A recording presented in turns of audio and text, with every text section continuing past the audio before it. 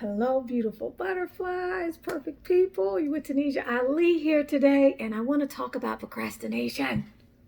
Oh, the dreaded procrastination is something that I know all of us can relate to no matter where you are in your life, but especially if you're running a business or if you're in charge of something or you have a family life that keeps you ripping and running or you're responsible for things or you're trying to get something off the ground, whether it's a new business, an entrepreneurial pursuit, or your side hustle.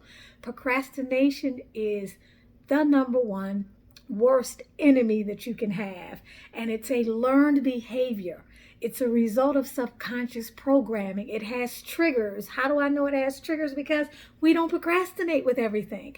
We procrastinate with certain things. But the big takeaway from this is that it is a learned behavior that we reinforce with a certain set of behaviors that actually bring us to an emotional standstill and intimidate us and make us not want to dig in and do what we need to do. So this video today is about, I'm going to give you 9 reasons why we procrastinate. I want to talk about 9 reasons, and there are a ton more, but let's talk about those 9 reasons. Okay, if this video looks like something that interests you, make sure you click that subscribe button, you like, you comment, or share, and don't forget to sign up on patreon.com/Tanisha Ali, where you get exclusive up-levelers content. You get book shares and discussions, you get daily energy readings, you get meditations, you get challenges. Matter of fact, we got the 11-day money manifesting challenge coming up. Look in the subscription, in the description bar, in the description little thingy. Okay, the first reason has to do with fear-based thinking, negative thinking, distorted thinking about the actual task itself. Okay, that can present itself in perfectionism, feeling like you can't do something or get started on something because it has to have a certain outcome and it has to turn out a certain way, and if it's just not perfect, you just can't do it. Okay, that's fear-based thinking, and it requires you to dig into and get at the root of, what am I really afraid of? Also, fear-based thinking, negative-based thinking, distorted thinking as it relates to the stress of the task. Usually the stress that you feel as a result of thinking about that task is disproportionate to the reality of what that task will actually require of you. Somehow we make it into this huge thing into our minds, and we get intimidated and we don't want to start. Okay, the second reason why we procrastinate is that we underestimate our inner critic. What is the inner critic? Our inner critic is that little self-saboteur within us that's always constantly whispering things that are to our demise. Those things are never true. Those things always separate us from spirit, and those things take us away from the faith and the trust that we need to have in the divine and in ourselves. That little voice, that monkey mind that's constantly telling you you can't do this, is you can't get started right now because you can't do it just right. There's not enough time. You're not good enough. All of that stuff. All right. When you stay connected to your inner critic, you can't move. You're paralyzed. But even more, when you don't realize that your inner critic is always there to put you down and to create stagnation, you don't mount a proper defense. Okay, and you don't plan offensively against what you may encounter from the enemy within. You got to know going in, this is what that other side of me is going to tell me. This is what my enemy within is going to say. And you have to mount a response that allows you to push through that on the other side of that, where truth actually is. Okay.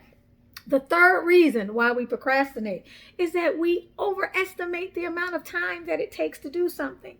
That is like classic. We look at a task and we feel overwhelmed by the amount of time it's going to take. Here's something I want you to think about.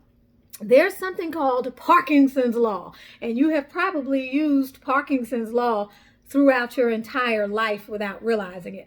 Parkinson's Law states that the amount of time that we allow for something or we dedicate towards something is going to be the amount of time that it actually takes to get that thing done. I'm going to give you a perfect example. I remember one night I was working on my level 2 manual. Okay, this was some years ago for Reiki. I teach Reiki classes, right? I'm manifesting level 2, 8 students in the class, right? I don't know where it's going to come from. I've never taught a level 2 class before. Okay, and I had to put together a manual because of the business came in, the students came in. That night I had 3 hours before I decided by midnight I was going to be in the bed.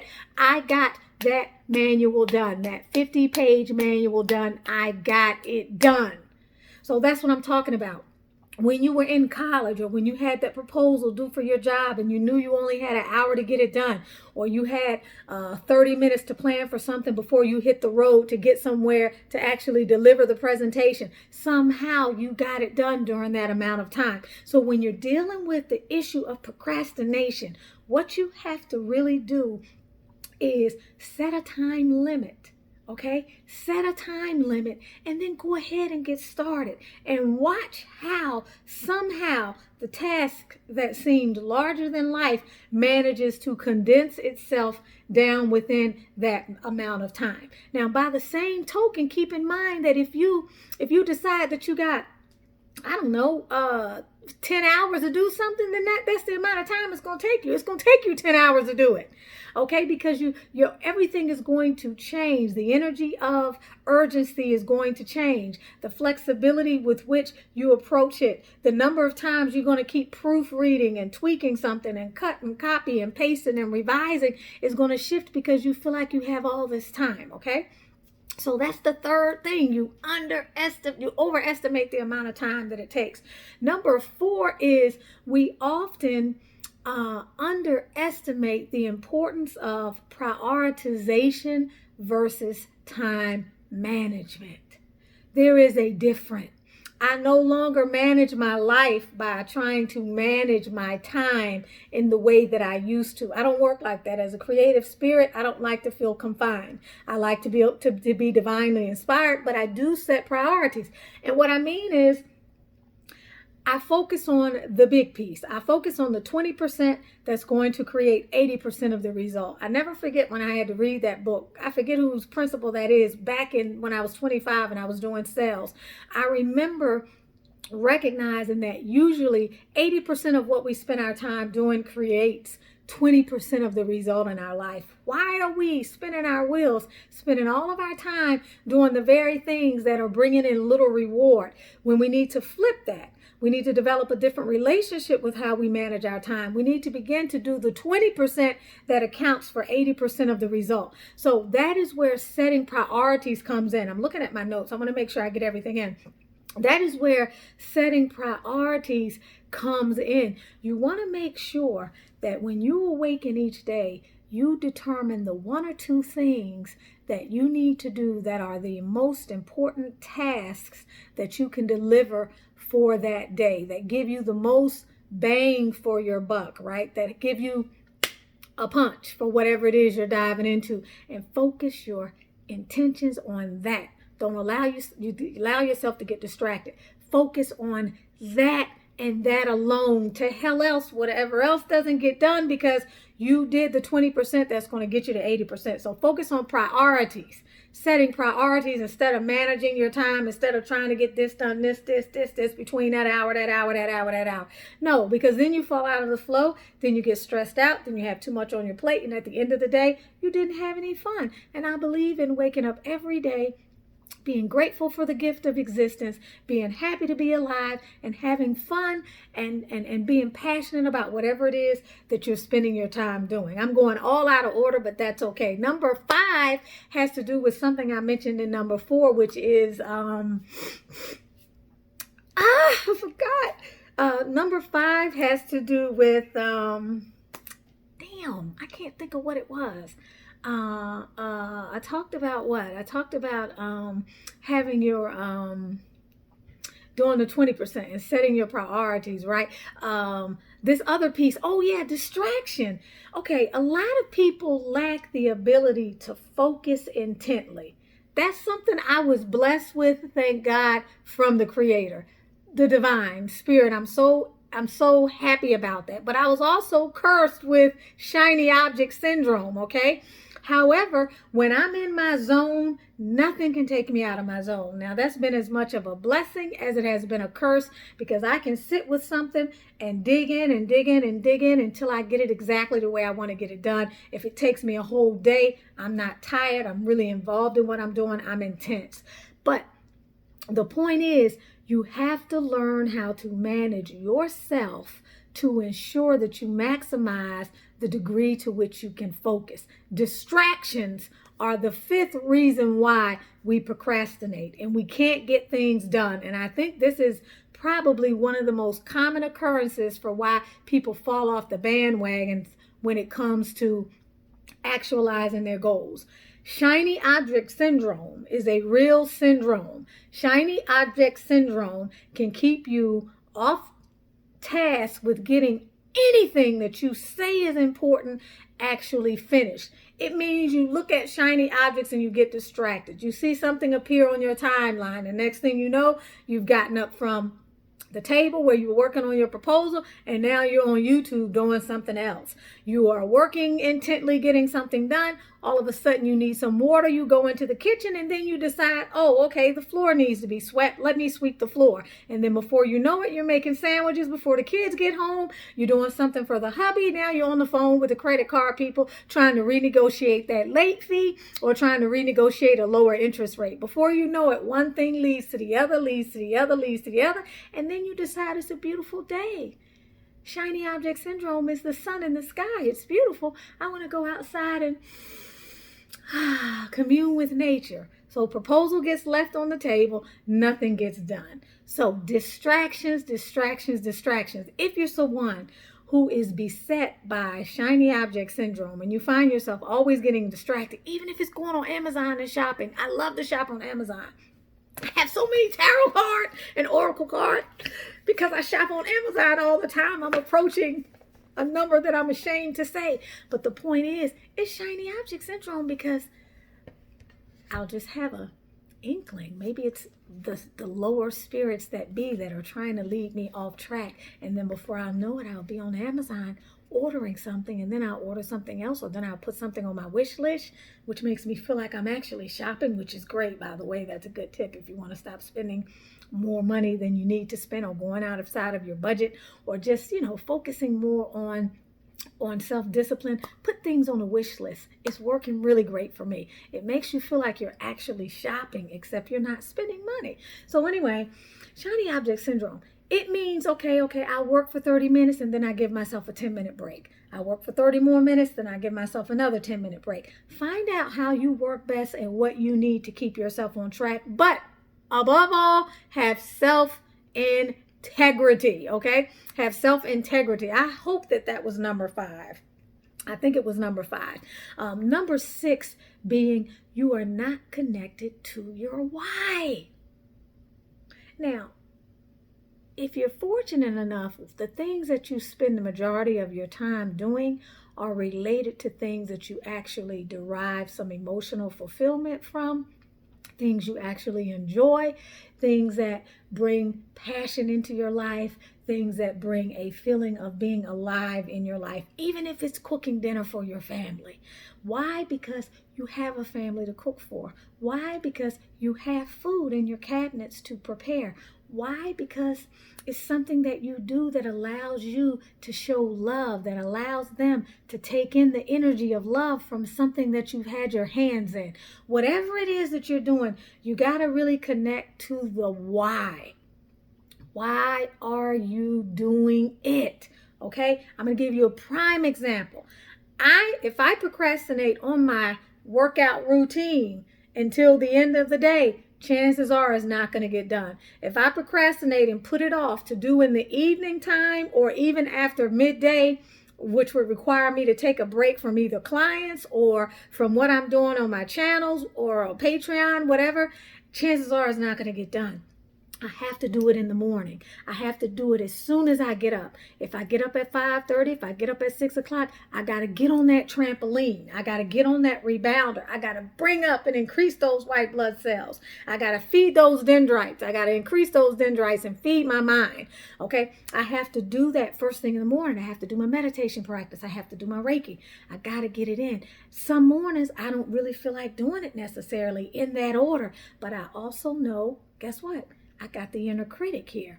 I got to anticipate what the inner critic is going to try to get me to do, which is to sell myself short and self-sabotage. And I know my hip's going to be aching if I don't get my ass on that rebounder and start rebounding, right? So I do that. I have to stay connected to my why. And what is my why? My 2020 goal of not only dropping 7 to 10 pounds, which I need to drop to take some of the weight off my joints, my hip joints, but keeping my joints lubricated, keeping them fluid, and improving my range of motion, which is enhanced tremendously by me rebounding. It is the easiest low impact exercise. It boosts my white blood cell count. It helps to get my lymphatic system moving and reduce inflammation from around my joints, and it makes me feel alive. And when I've gotten on that rebounder, I have increased my vibration, and I'm ready to take on the day. So I have to stay connected to my why. Why am I doing this? I'm doing it for health reasons. Why is it a necessity? Do I want to walk a decade from now, or do I want to be limping? Do I want to try and stave off a hip replacement, or whatever else I might be dealing with as a result of high impact running that I did in my teens, 20s, and 30s. So stay connected to your why. Why is this task important to you? If you decided that you're going to start a business and you need to upload to social media, do it. Get it out of the way. This book I helped to procrastinate on. It took me forever. This book should have been done. And you know what I was procrastinating on? I had made the task larger than it needed to have been. This book should have been out months before it was out. But you know what happened? Perfectionism, fear-based thoughts, perfectionism. I wanted to edit the book myself before I turned it over to the editor. Hello, what kind of sense does that make? It needed to meet my approval before I gave it to her. When I finally decided to give it to her, I remember being told, that's my job. Why are you worried about that? I'm the one that's supposed to do the editing. So I say that to say, because of me feeling like it wasn't quite good enough, or I hadn't quite perfected it or gotten it where I needed to have gotten it, I wasted time. And as a result, I could have had it done much faster than I actually had it published. The point being, don't put obstacles in your way that are not obstacles in the first place. It's just not necessary. It's not necessary, by the way. If you have not ordered my book, Manifesting Your Masterpiece, all right, you can find this on Amazon. You can also find it on Barnes & Noble. Tunisia Ali, Self-Coaching and Daily Mindset Reflections for Upleveling and Living Your Best Life. Okay, I believe I am on number, I don't know what number it is, y'all. But let's see, let me look at my notes. I talked about being connected to your why, right? Yeah, I think I got everything. The next one is about not really realizing that procrastination is actually compounding your stress. We think about the emotional state when you procrastinate. When you procrastinate, you're procrastinating because you're like, I just don't want to deal with it. You kind of want to be in denial of it, right? You just are like, okay, if I don't think about it, out of sight, out of mind, right? But the thing is, the very fact that you're not thinking about it is setting up resistance. And anything that we resist, y'all, what? It freaking persists, right? So the more that you resist thinking about it, the more you keep thinking about it. So there's actually a false illusion that you're actually getting any reprieve from the stress of it. It's actually creating more stress in your life. So if you realize that procrastination is going to create more stress in your life, the minute you have the thought to do something, go ahead and get it done. I think I did a video on this channel about action preceding motivation. Don't wait to be motivated to feel like doing something. If you wait till you're motivated, you're going to be doing it all day. We've been trained to think that we got to feel good about something in order to get it going. We don't have to feel good. We just need to take the first step, okay? Which leads me to what I know should be number 9, which is the secret to success is getting started. I think one of our presidents said that, but the secret to success is getting started. And the secret to procrastination is getting started, okay? The 9th reason why we procrastinate is that we don't realize that the secret to getting success is to get started. Okay, that's how you circumvent procrastination. I promise you, you do the one thing, you take the one small action in the way of getting started. And oh my goodness, on the days that I would decide to deal with the book and I would have a little implementation session for myself and sit down, as long as I got to the table, I could sit there for 3 or 4 hours and never get up. But I had to get to the table first. You have to get to the gym first. You have to sit down and start journaling first. You got to get to the very first step of whatever it is that will be the gateway.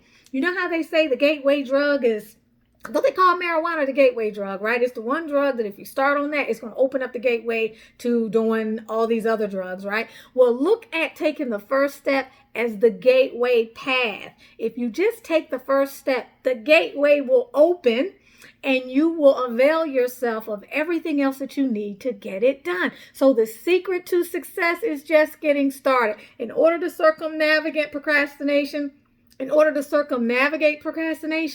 just get started, okay? Just get started. And I'm going to pull a card. I'm being guided to pull a card to see what message we can add to this discussion on procrastination. What message can we add to this to add another layer of reflection on this whole procrastination thing?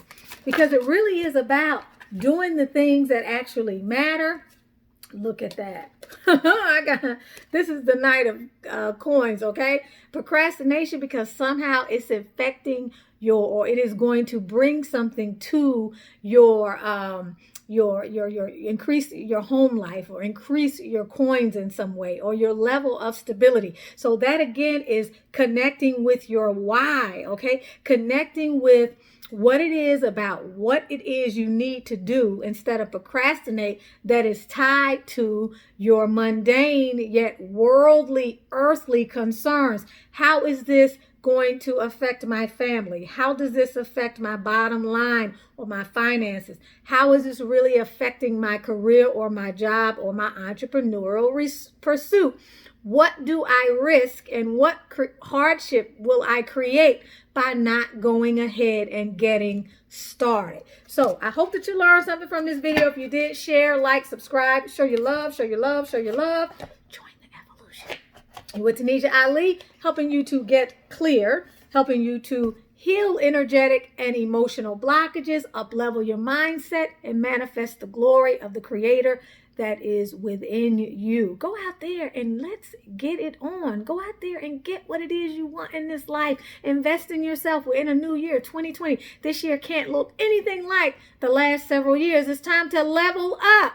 It's time to really level up. Join patreon.com/Tanisha Ali. Get ready for the 11-day money manifesting challenge so that you can see how you can manifest money vibrationally and that you don't have to work for it. You can shift yourself out of old paradigms and you can experience the ease with which you can manifest the things that you want to manifest in your life by changing this. The all is mental transmutation, right? By connecting with this, your emotional energy, in order to keep you from having to do this. There's no more need to run and chase and do things the old way. We manifest from the ethers. Sending out much love to you. Hope you got that. Okay? Have a prosperous and productive day, beautiful butterflies.